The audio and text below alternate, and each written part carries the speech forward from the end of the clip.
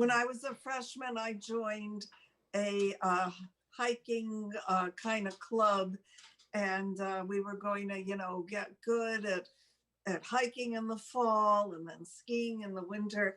And I have a history of being a klutz, very poor athlete.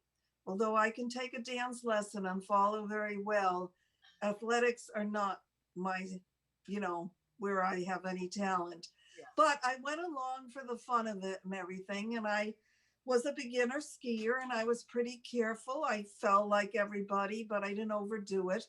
And there was something I could understand why people do love to ski. You're out, the air is so incredibly fresh.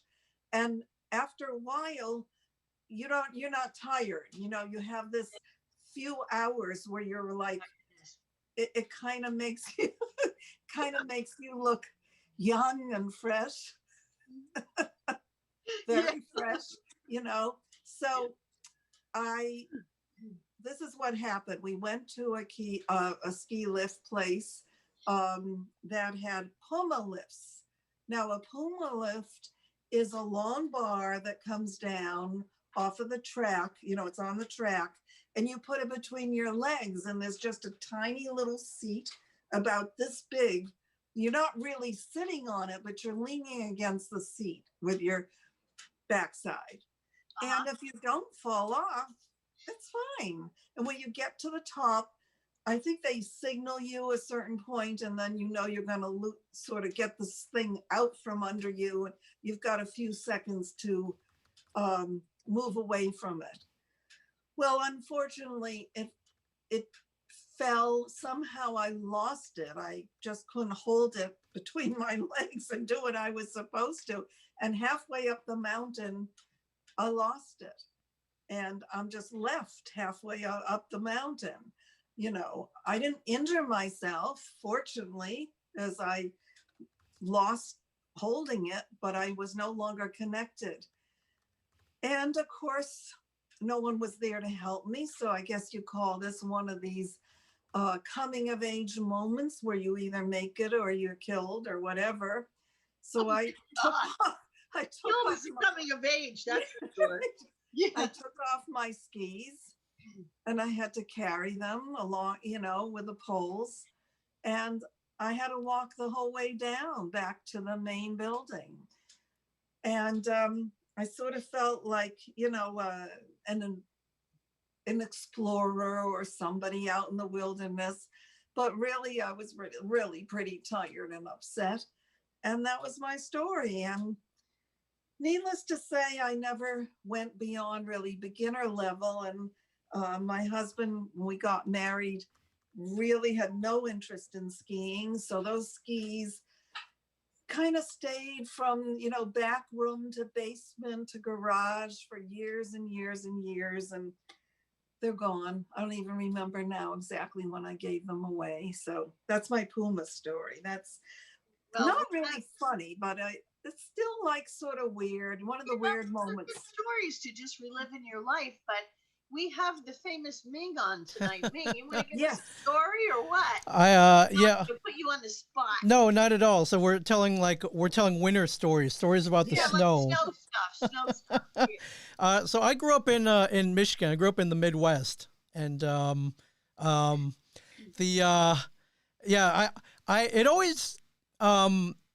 moved here in 2002, so I've been here almost 20 years. And it always amazes me, when the snow's coming, everybody panics here. The paper, milk. The grocery stores get raided. All the schools shut down, even if it snows like a quarter inch. People crash into each other. They can't drive. Yep. Yeah. Whereas, me, I'm like, oh, this is it. And I'm always getting yelled at. People are like, this is really bad. I'm like, no. And maybe it's selfish of me to insist on going to the studio or going to work or going out for groceries whenever it snows. But maybe I'm a little too cavalier when it snows out. But there was one time in Michigan where there was a class I had to get to. Like if I didn't get there, I was gonna fail. And this big ice storm had rolled through, and my mom was like, "You can't go. It's dangerous. You're gonna get into a wreck." And I insisted. I probably should have listened to her. I insisted on going. Hopped in my car, went out of the driveway, and there's a hill coming out of my neighborhood before it flattens out.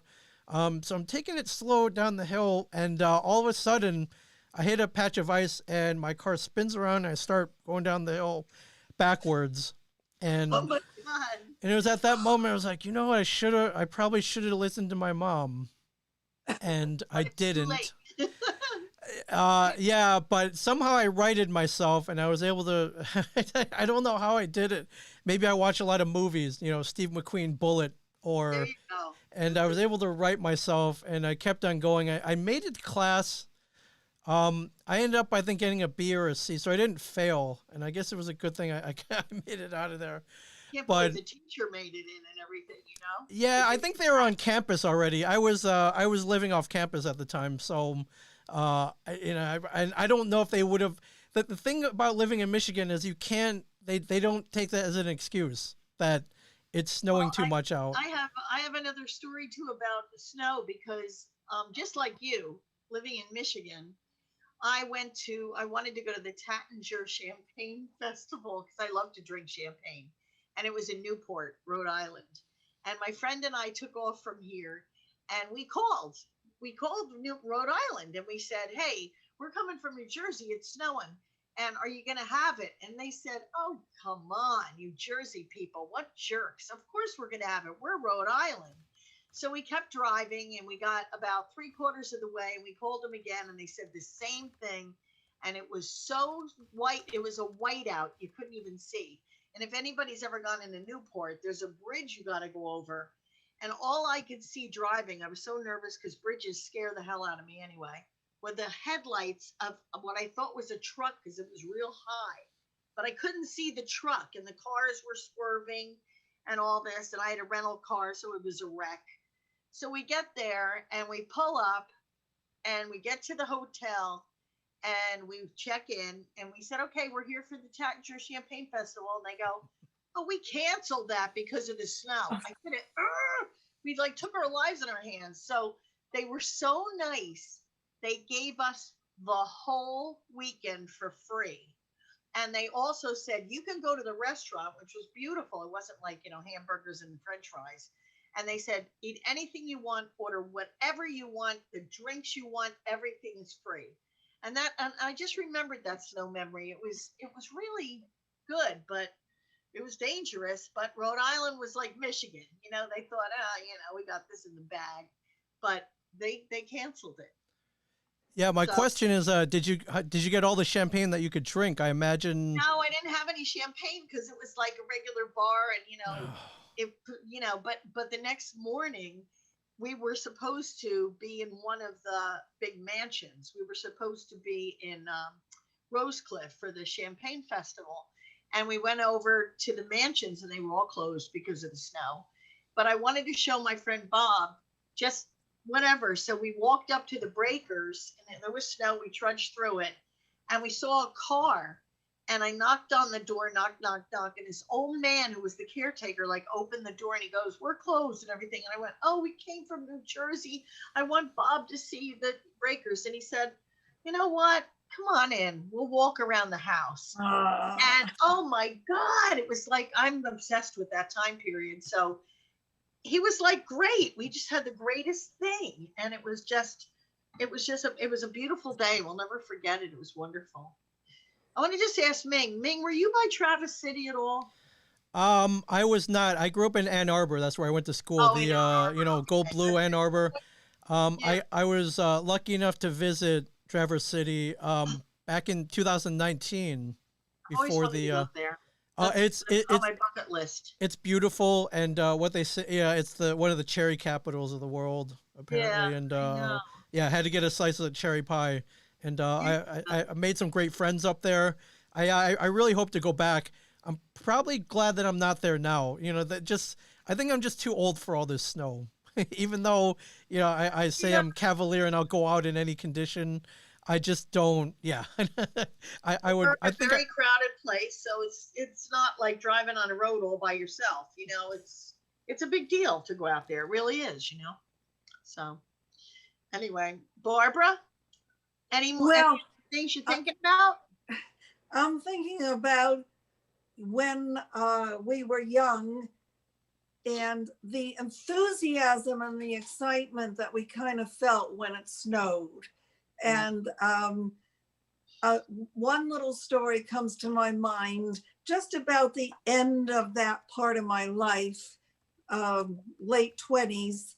And we were married and we were living in a group of small little apartments and everybody was kind of friendly and stuff. And it started to snow and somebody said they had to get out to their family outside of Boston. We lived in Boston, well, Roslindale, which was a little town within Boston. And for some reason, instead of just saying, oh, that's nice, there were about 4 of us that begged to go with this couple into the snow on the highway just to be in a storm. I mean, it's like, I can't even understand where any of our minds were. I really can't. But we were there. It was beautiful out. We all pushed into the car and started out toward this other town, which was maybe 30 miles away. But you have to get out of the city first too. And the snow was so bad that eventually we were picked up by the police and they kindly drove us to this one person's home where we had been headed. I mean, it Imagine became... the police doing that now. Yeah, right. Allowed to do that. I mean, it was, really close to a disaster. And we had a little 2-year, not our kid, but it was a 2-year-old little girl in the car too. And we slept over in the basement of this house. We didn't know anybody. They were very generous and kind. And oh my God. And even gave us some breakfast. And then someone, I don't know if we called a taxi or someone drove us and we picked up either a bus or a train back to town. But even though I can't remember every detail, I remember how different it was from the way I would want to do something now. It's just interesting that you can be the same person. And, sometimes I feel like I'm the 15-year-old girl inside still. It's perfectly me. And other times I realize I'm so different, from the person I've been at other stages of my life. So I don't know that we're that different. I just think that the world has gotten to be, the things we see on the news now, if we saw them 30 years ago, 40 years ago, we'd be shocked as hell. And now it's just like, okay, how many shootings are there this week? How many is it? It's like, and plus with the way, film is, because that's, my thing, by all the violence in video games and seeing film, I can just say this upsetting thing came this week. We got a text on the phone from that MS-13 gang. My son got a text and it said, blah, blah, blah. You got to do this. They knew our name, where we lived, everything. And you got to pay $1,500 or we'll kill your family. And it had all terrible pictures. So I didn't know, what to do. So I called the police. The cops came over. The detectives came over. They said, this is something they do. They Google you. They find your name. They send it to you. And if it's a person that's scared or an older person, they'll arrange to pay the money. And then they have your credit card and all that stuff. I even called the FBI. They have an office in Red Bank. If anybody doesn't know that, but they do. But it wasn't as scary. The murder pictures, I guess, because I'm so used to horror movies. And I didn't think it was going to happen, but I didn't like that they had all my information. That I don't like. And that was scary. It wasn't my phone. It was my son's. And wow. But the cops were like, this happens. We've seen it. The FBI can't get them because they use burners. They use all these different, no way to trace them. And, they make enough money by doing that to people that are afraid. But that's the point, Barbara. In the old days, nothing like that would happen. The world, I drove to Florida in my Gremlin when I was 17 with my dog, and I ate Oreo cookies the whole ride. That's all I had. And when I got tired, I pulled on the side of the turnpike and I went to sleep. Now I'd be dead 400 times now doing that. But back in the day, it was not a big deal. I hitchhiked when I was young. I mean, I lied when I was 14 and got a job. You can't do stuff like that anymore. So it's not you. We still have the little people in us. It's just the world has gotten crazy.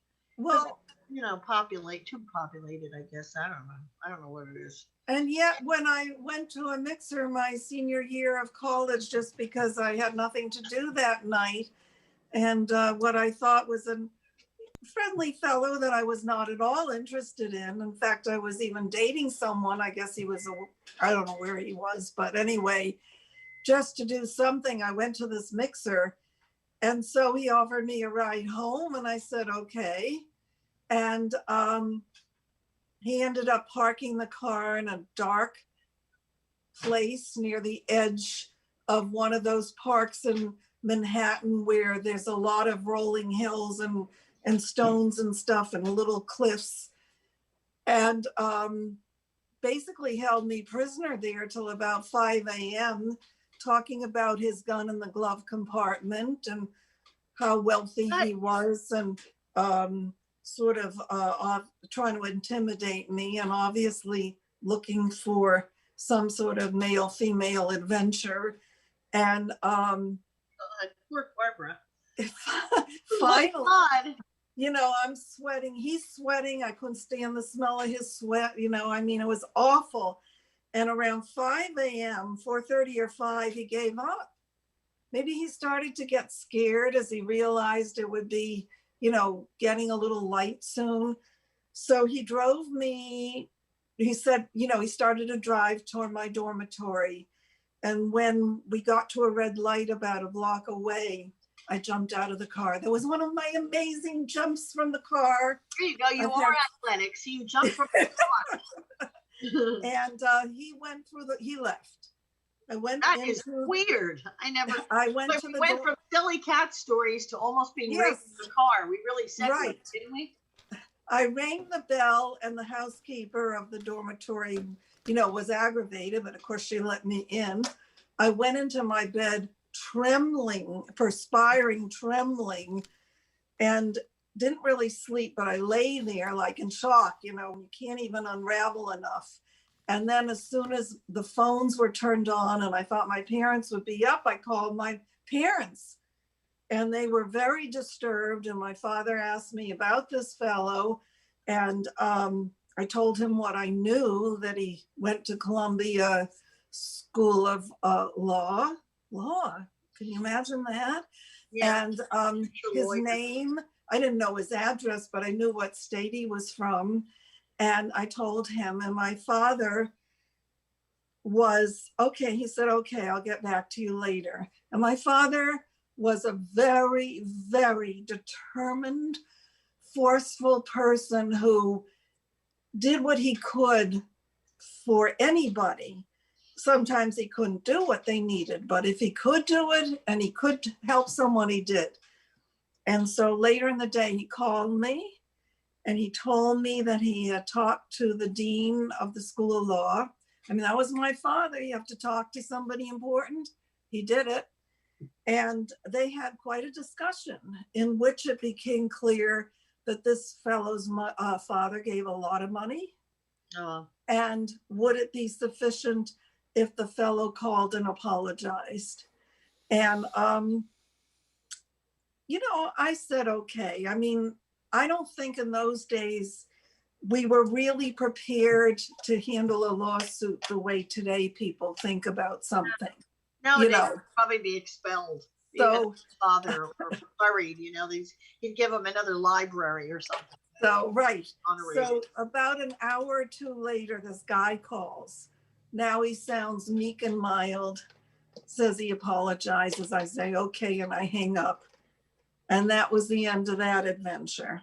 But I'm saying that, I mean, there have been great people and good people and considerate people always. And there have been people you have to be very careful of always. That's Ming, you don't have any scary stories where a woman tried to take you and lock you in a room or anything, did you? No, not like that. Yeah, Debbie, I was going to ask you if you miss those days of being able to hitchhike and, safely and carefree. Well, and then I never hear did it that much. I did it with, I'll tell you the funny story. I was on the track team in Red Bank Catholic for a very short time. I'm not a runner, but it was like something to do, and the guys and all that. And we used to have to run from Red Bank Catholic down to White Street to the field to practice. And my girlfriend and I would wait, let them all start to run, and then we'd hitchhike. We'd be going right past them in a car. Then we'd go in the woods, and then when everybody ran up, we'd run out of the woods like we were there the whole time. Isn't that ridiculous? But we did. I mean, this is the stuff I did. I was always crazy, but I got good grades. But no, I don't. I never got. I was lucky. I never got taken advantage of by anybody. I don't know why. I guess they're scared of me or something. And it's funny because when I got my working papers, I started working on the racetrack. That was my job for 6 years. I went to school, but I always worked on the track, and that's a pretty rough place, But I don't know. I always had street smarts. Don't know how. I guess I got them from the nuns in Catholic school. But no, I never had anything like that. Thank God happened that was scary like that. Never. Well, that was very, very scary. But in general, I've lived a very, very simple life. Oh. I'm going to lose power very, very soon. So battery. Yeah, I think that we said we'd only run a half an hour or so. So I think we should start to close the show. That we really wanted to touch base. We haven't been doing old time radio for 4 or 5 weeks because we were involved in our production of one of our Zoom dramas. So we're back now. Maybe it'll be another 3 weeks before we'll do another one, but we wanted to touch base with our audience and say hello. And show you how we look. And I want to say that we have another drama coming up. I'm casting it right now. I have one part left to cast, but we will be doing that very, very shortly. I have an affair with my husband, correct? Do I have the title right, Mark? Yes, I had an affair with my husband. Right. And this is the third of the trilogy of love and adventure in married life. And this one, my husband came up with a major plot in which we see how a couple handle, again, some fantasy and some arousal that maybe isn't totally standard, but if you understand it, you can make a marriage work and be very, very interesting. So we'll keep you posted on that. And if you go ahead, I wanted to say. And if you have funny stories or something you'd like to be a guest even on Old Time Radio, just tell us. We're here. You can find me on Facebook at Barbara Becker Holstein, or write to me at enchantedself.com, or my email, barbara.holstein@gmail.com. And we'd love to expand and have some fascinating people tell some of the ups and downs of their lives through Old Time Radio. I also want to say, because we started on snow, number one, Ming, thanks for chiming in. I loved it. Thanks that you're a cool Michigan guy. I love Michigan. So that's great. Of course. I'll try to come up with more next time. Yeah, good. And I also want to tell everybody that I don't know if they're familiar with this, but on Thursday, Friday, Saturday, and Sunday, we're going to have snow again. So let's hope it's not a lot. And, be careful. I mean, the black ice is the killer in New Jersey. Yeah. Black ice. I had a terrible accident on black ice, so I know. Yeah. Anyway, we love you, audience. You keep us going. We hope we give you a little spark in your day or evening, and see you again soon. See you again. Good night, everybody, and be safe, and we'll get through February. And if we don't see you, happy Valentine's Day. Yes. Okay. Happy Valentine's Day to everybody. Bye, everybody. Bye, audience. See you later.